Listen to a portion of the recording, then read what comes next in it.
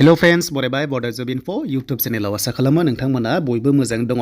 SSC MTS नि final काट फैबाय बेसेबां थांखो बेसेबां मोनोबा साख्रि मोनहैगोन नेक्स्ट लेभेलाव गोदान भेकेन्सि फैनो गोनां दङ। जों बेखौ आपडेटखौ लाबोदों नोंथांमोना काट बेसेबां मोनबा साख्रि मोनमारो ग्रुप डी हिसाबै। एन्ड बेनिफ्राय आसाम राइफलनि गोदान साख्रि हौवाफोर हिनजावफोर गासिबो खालामनो हागोन जायनि क्राइटेरिया गोरोबो नोंथांमोनाहाय अफलाइन हिसाबै अनलाइन एबा अफलाइन हिसाबै खालामनो हागोन। जों डिटेल्सखौ नायगोन अफिशियेल नटिसनि गेजेरजों बेनिफ्राय जों क्लियार खालामगोन। स' बेनिफ्राय नोंथांमोननि SD कनस्टेबलनि लास्ट डेटआ फैगासिनो 30 डिसेम्बरनि सिगां नोंथांमोना खालामनानै जाबाय मानोना साइडआ गोबां बिजि जागासिनो नङाबा थालांनायनि चान्सआ दङ आरो मिस्टेक जानायफोरा जानुवारि 4 निफ्राय नोंथांमोना एडिट खालामनो हागोन 6 सिम।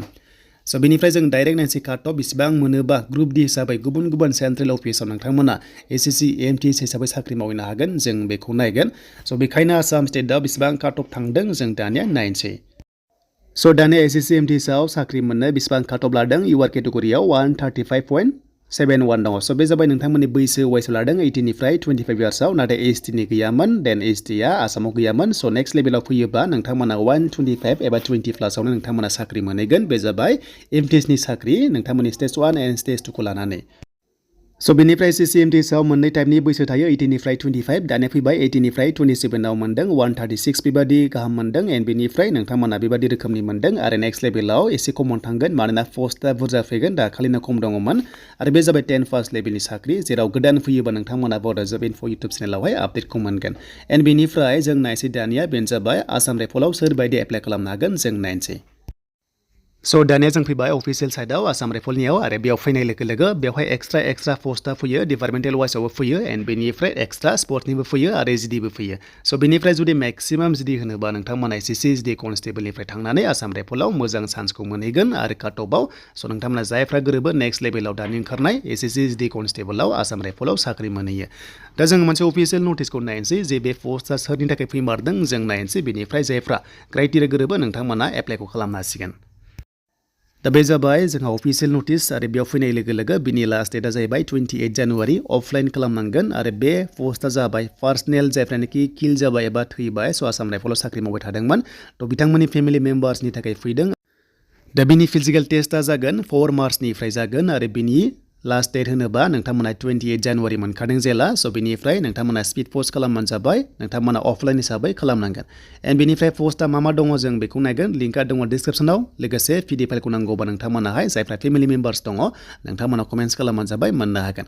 स' फार्स्टनि पस्टआ जाबाय राइफलमेन आरो राइफल वमेन दङ GD दा बेयाव 38 दङ मेल फिमेल नोंथांमोना खालामनो हागोन नाथाय बाखि पस्टआ गुबुन गुबुन सासेल' दङ बेखौ नोंथांमोना स्क्रिनशट खालामनानै नायबानो जाबाय। गासै पस्टआ 44 लिमिटेड पस्ट फैदों मानोना जायफ्रा फेमिलि मेम्बार्सआव स' बिथांमोना जिउ गोमादोंमोन माखासे जाहोननि थाखाय बिथांमोननि थाखाय बे एक्सट्रा पस्टआ फैदों। दा बेनि एड्रेसा बेनो स' नोंथांमोना बेयाव एड्रेस मोनदों गासैबो डकुमेन्ट्सखौ जेरेक्स कपि खालामनानै नोंथांमोना सेल्फ टेस्टआव हरबानो जाबाय जाहाथे एक्सेप्ट जायो। बे जाबाय शिलंआव दङ स' नोंथांमोना हरनांगोन आरो बेयाव थांनानैनो नोंथांमोनाहाय रिलिखौ होनांगौ जायो आसाम राइफलावहाय। एन्ड बेनिफ्राय मोनसे फर्मेट दङ आं नोंथांमोना देखायगासिनो दङ लास्ट जोबनायथिं बिनि सिगां माखासे फिजिकेल टेस्ट दङ फिजिकेल टेस्टआव बेसेबां नांगौ जों बेखौ नायगोन।